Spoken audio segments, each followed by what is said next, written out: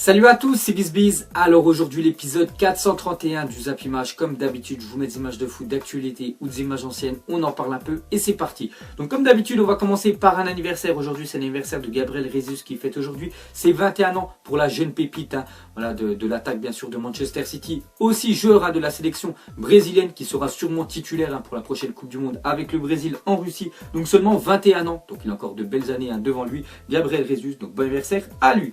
Ensuite, on va parler de la Ligue des Champions car ce soir c'est le début des quarts de finale et on peut voir les deux affiches de ce soir. Donc déjà un très gros Juventus Real Madrid à 20h45 sur beIN Sport 1, voilà ceux qui ont la chaîne beIN, et beIN Sport 2 il y a Séville Bayern Munich. Donc on va parler voilà bien sûr de Juventus Real Madrid que je vais sûrement regarder, pourquoi pas après vous faire un débrief, je verrai voilà si je suis chaud ou pas. Donc on va commencer déjà avec une déclaration de Buffon. Il a dit le Real Madrid est une meilleure équipe que la Juventus. Ce n'est pas moi qui le dis, c'est l'histoire, le palmarès, les chiffres qui le disent. Donc c'est vrai. Si on compare rien que le nombre de Ligue des Champions, je crois la Juventus, ils ont remporté seulement 2 Ligues des Champions. Je pensais qu'ils en avaient remporté plus, mais voilà, que 2 Ligues des Champions pour la Juve, alors que le Real Madrid, je crois qu'ils ont déjà remporté 11. Et voilà, en route bien sûr pour la 12e. Donc c'est pour ça qu'on va dire niveau palmarès bien sûr, voilà, le Real Madrid est un plus gros club que la Juventus. Ensuite, une déclaration de Allegri, donc c'est l'entraîneur de la Juventus, donc il a fait une petite déclaration pour que la Juventus passe quand même ce tour, parce que quand même le Real Madrid bien sûr est favori. Il a dit demain, enfin ce soir, nous espérons assurer un avantage qu'il nous faudra ensuite préserver chez eux, et si on marque sans concéder de but, ce serait l'idéal, parce qu'on sait que le but à l'extérieur bien sûr compte double voilà, en Ligue des Champions. Donc c'est pour ça pour la Juventus, ils veulent vraiment éliminer le Real Madrid cette année. Ce serait déjà de gagner bien sûr le match, mais pourquoi pas 1-0, 2-0, ce serait un score on peut dire parfait. Ensuite, une déclaration de Cuadrado, il a dit nous ne sommes pas moins bons que le Real Madrid, nous sommes comme eux, nous sommes une grande équipe. Donc c'est vrai que la Juventus les gars c'est toujours régulier, on a bien vu l'année dernière, ils sont partis jusqu'en finale. Bon après ils ont perdu la finale encore une fois, je crois qu'ils en ont perdu pas mal quand même la Juventus, deux finales de Ligue des Champions, je crois aussi il y a 4 ans ils avaient perdu celle face au Barça 3-1. Donc voilà pour Cuadrado, la Juventus est au même niveau que le Real Madrid.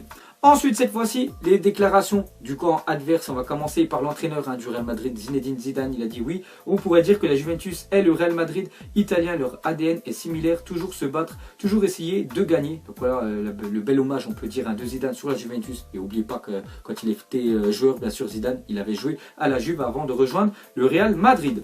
Ensuite, une déclaration de Luka Modric, lui qui devrait être titulaire ce soir, le milieu croate du Real. Il a dit avec un Cristiano dans une telle forme, on a beaucoup plus de chances de se qualifier en demi-finale. Donc on sait que Ronaldo, ces temps-ci, c'est le meilleur joueur en 2018. Si on regarde les stats, le nombre de buts qu'il a marqué, je crois qu'il a déjà plus de 23 buts depuis début 2018, en seulement, on va dire 4 mois. Donc énorme Ronaldo. Donc pour Modric, si Ronaldo est vraiment en grande forme ce soir, donc bien sûr, c'est lui qui qualifiera le Real. Ensuite, on continue avec le Real Madrid, un objectif historique donc en Ligue des Champions. Donc 3 victoires consécutives, ça serait du jamais vu dans l'ère moderne. Donc c'est vrai que ces temps-ci, il n'y a pas bien sûr un club qui arrive à faire 3 victoires en Ligue des Champions. Déjà 2, c'était un exploit qu'il a fait l'année dernière. Et bien sûr, le Real maintenant, c'est leur objectif voilà, cette saison. Vu que la Liga, bien sûr, c'est mort. La Coupe du Roi, ils sont déjà éliminés. Donc il ne reste plus que la Ligue des Champions.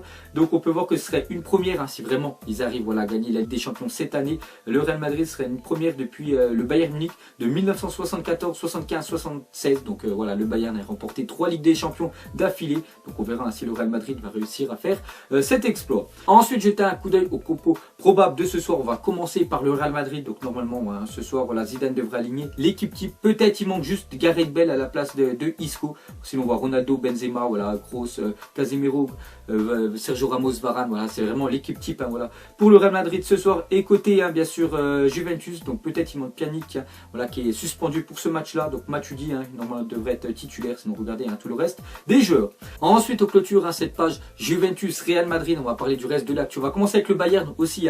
Eux, ce soir, se déplacent à Séville. Donc, normalement, je pense quand même qu'ils vont s'imposer le Bayern. Donc, déjà, on va parler de Manuel Neuer a repris l'entraînement. Donc, bonne nouvelle voilà, pour le gardien allemand, pour l'Allemagne, pour le Bayern Munich. Ça faisait quasiment un an voilà, qu'il était blessé depuis le quart de finale de la saison 2017 voilà, en Ligue des Champions. Donc, l'année dernière, vu que maintenant on commence les quarts de finale. Donc, voilà, ça va faire un an qu'il était blessé. Il a repris l'entraînement. Donc, bonne nouvelle pour le gardien allemand. Ensuite, on continue avec le Bayern et Lewandowski. Cette saison, toute compétition confondue. Donc, regardez les stats de l'attaquant polonais. Donc, 44 matchs, 41 buts, 5 passes décisives. Donc, voilà, les gars, les stats incroyables. de Lewandowski. Ensuite, le Bayern Munich sera champion d'Allemagne dès samedi en cas de match nul ou de victoire face à Augsbourg. Donc Augsbourg, hein, on va dire équipe moyenne du championnat allemand. Donc tout simplement, si le Bayern ne perd pas la semaine prochaine, ils seront champions d'Allemagne cette année.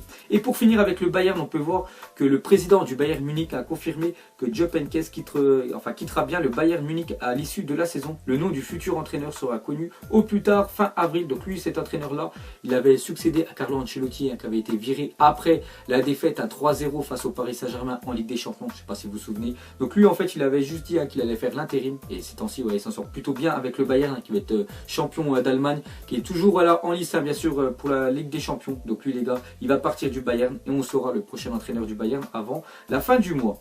Ensuite, on revient en France et on va parler de Mandanda. Souffre d'une déchirure à la cuisse droite et sera indisponible entre 4 et 6 semaines. Donc ça veut dire bien sûr qu'il loupera quasiment toute la fin de saison avec l'Olympique de Marseille en championnat. On sait que Marseille a besoin vraiment d'un bon gardien pour essayer de jouer la prochaine Ligue des Champions et surtout la Coupe d'Europe. Hein, parce qu'oubliez pas qu'après-demain, Marseille se déplace en Allemagne pour jouer face au RB Leipzig. Ensuite, on va parler de Ben Arfa. Donc dans son dernier numéro, France Football détaille le cas Ben Arfa, les secrets d'une punition. Donc c'est vrai, hein, cette année, il n'a pas joué. Voilà, Ben Arfa avec le Paris Saint-Germain. Donc France Football rapporte que le milieu imitait Emery devant les autres joueurs. Après la remontada, Ben Arfa aurait dit à Emery qu'il ne dépasserait jamais les huitièmes de finale de la Ligue des Champions. Donc peut-être pour ça, voilà, que Emery, voilà, on peut dire, l'a mis à l'écart et c'est pour ça qu'il n'a pas joué cette année, parce que voilà, il aurait imité Unai Emery, voilà, devant les autres joueurs et il lui aurait dit, voilà, qu'il ne passerait jamais, que c'est un entraîneur moyen qui passerait jamais les huitièmes de finale de la Ligue des Champions. Donc voilà ce qu'aurait dit bien sûr Ben Arfa à Unai Emery. Donc c'est d'après quand même France Football, donc c'est quand même une info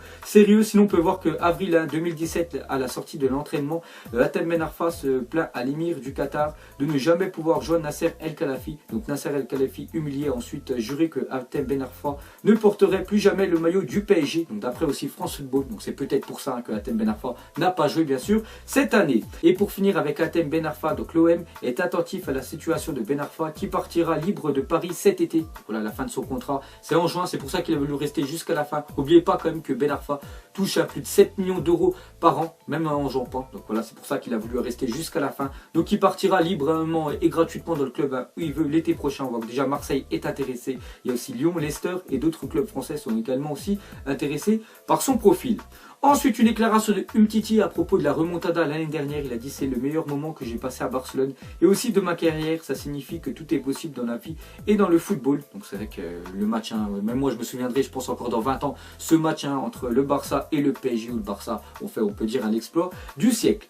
Ensuite, une déclaration d'un autre joueur du Barça, c'est Lionel Messi, hein, tout simplement le meilleur joueur, hein, de la planète. Il a dit: aujourd'hui je me sens très bien et je ne sais pas quand le jour viendra de dire au revoir au football. Donc il a dit ça au journal AS, hein. Donc voilà, Lionel Messi, je crois qu'à 31 ans, donc il ne sait toujours pas quand il mettra un terme à sa carrière. Donc j'espère, hein, qu'il va rester le plus longtemps possible, au même titre, hein, que Ronaldo. J'espère qu'ils vont jouer le plus longtemps possible, parce qu'on a vraiment de la chance, hein, de les voir évoluer ces deux-là. Ensuite, on continue avec Messi à marquer samedi le 21e but de sa carrière comme remplaçant, faisant de lui le remplaçant le plus prolifique du 21e siècle en Liga. Donc encore voilà, une info, hein, sur Lionel Messi. Donc c'est vrai que de temps en temps il est remplaçant, parce que voilà, peut-être il revient de blessure et à chaque fois qu'il rentre en cours de match, à chaque fois il est buteur.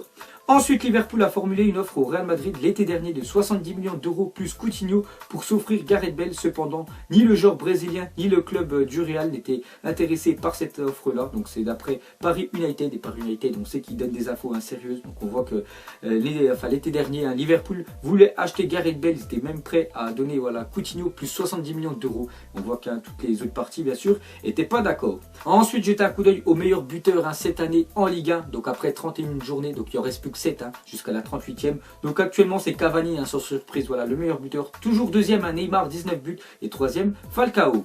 Ensuite on va parler de Lille, hein, sous Marcelo Bielsa. Donc on sait que Marcelo Bielsa, c'était, voilà, lui, hein, qui avait commencé en tant qu'entraîneur de Lille, hein, cette année. Donc en tout c'était 0,93 points par match, donc 25% de victoire, 53% de défaite. Et depuis, à Lille, voilà, l'ont viré, voilà, Marcelo Bielsa. En plus ils vont devoir donner pas mal d'argent, parce que je crois qu'ils les ont envoyés au tribunal. Et ils ont pris un Christophe Galtier, ancien entraîneur de Saint-Etienne. en pensant que ça allait être mieux, mais pas du tout. On voit qu'il a pris déjà moins de points par match, parce que c'est 0,82 par rapport à Marcelo Bielsa, lui c'était 0,93 et seulement 16% de victoire pour Christophe Galtier. Donc Lille quand même avant-dernier, qui a encore perdu ce week-end face à Amiens, concurrent direct pour le maintien. Donc certainement l'année prochaine, ils seront en Ligue 2. Ensuite, une déclaration de Kevin De Bruyne, certainement le meilleur joueur cette année de Manchester City et sûrement l'un des meilleurs joueurs de la Première Ligue. Et on peut dire à Mohamed Salah, il a dit gagner le titre contre Manchester United serait spécial. Ce serait tellement bon d'être sacré en gagnant contre Manchester United. Pour les fans, ce serait vraiment spécial, ce serait merveilleux. Parce que vous savez, pour ceux qui n'ont pas suivi le zappimage hier,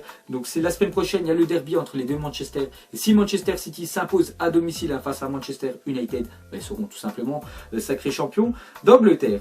Ensuite, on continue avec Manchester City. Regardez la stat incroyable du week-end dernier. Donc lors du match face à City, Everton a eu seulement 17,9% de possession. Donc voilà, pratiquement on va dire à ballon sur 10. Voilà, c'était Everton qui l'avait. Sinon le reste du temps, c'était bien sûr Manchester City. Et à lui tout seul, Fernandinho a eu plus de 14,5% de possession. Donc voilà les gars, une sacrée équipe. Et c'est surtout grâce, on va dire, à Pep Guardiola. Voilà, parce qu'on sait qu'au Barça, il faisait ça. Et il l'a planté, on peut dire, avec Manchester.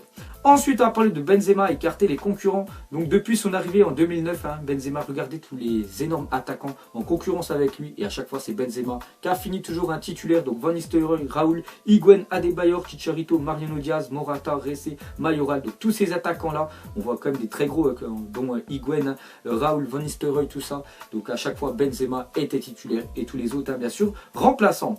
Ensuite, à West Bromwich, depuis janvier, Daniel Sturridge n'a disputé que 78 minutes depuis son arrivée. Avec un salaire de 137 000 € par semaine, Sturridge aurait pour l'instant coûté 50 000 € par minute avec son nouveau club. Donc déjà, je ne sais même pas s'il a déjà marqué un but, Sturridge, mais bon, lui, avant, ancien joueur de Liverpool. Et c'est vraiment les blessures, on peut dire, qui a gâché sa carrière. Donc maintenant, il joue avec, je crois, West Bromwich, je crois, c'est les derniers de la Première Ligue. Donc on voit qu'il a joué seulement 78 minutes, donc c'est pas la folie. Les stats pour lui.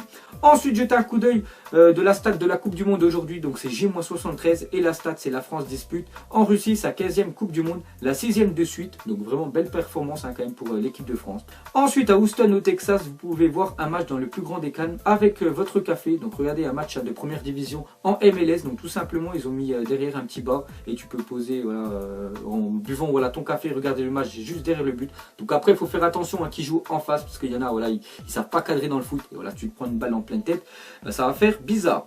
Ensuite, une déclaration de Jürgen Klopp, il a dit notre façon d'attaquer, de défendre haut est désagréable à nos adversaires. Si nous faisons bien les choses, Manchester City sera en difficulté avec ça. Parce que demain quand même les gars, en quart de finale de la Ligue des Champions, il y a Liverpool qui reçoit Manchester City. Et voilà ce qu'a dit Jürgen Klopp, donc ils vont essayer de les presser haut, Manchester City pour déstabiliser l'équipe. Et pour finir ce zappimage, on va revenir sur la très grosse affiche ce soir entre la Juventus et le Real Madrid. Donc tout simplement, quand il y a des gros matchs, mettez-moi un petit prono. Donc moi ce soir, pour ceux qui ont regardé déjà la vidéo d'hier, des pronos, j'ai dit victoire de la Juventus. Je les vois gagner ce soir. Bon après peut-être pas se qualifier, mais je les vois quand même gagner ce match aller. Donc je vais dire 3-1 pour la Juventus, qui serait vraiment un beau score pour l'équipe de la Juve. On verra bien comment ça se passe. Donc vous mettrez tout ça en commentaire. Donc voilà les gars, la fin de zappimage 431. Donc si ça vous a plu, un petit like et je vous ferai l'épisode 432 demain. Donc moi je vous laisse et je vous dis à la prochaine comme d'habitude. Ciao à tous. Je sais même pas comment s'appelle, elle doit passer vers 20h. Les yeux rivés vers le ciel, en vrai j'ai mal, j'y pense encore. Mon poteau en cellule, il me manque c'est quand qu'il sort. Ok je me cale, toujours au fond du car. Comme au virage, à Marseille ça crie aux armes. J'ai pas le permis, vas-y la mise prend les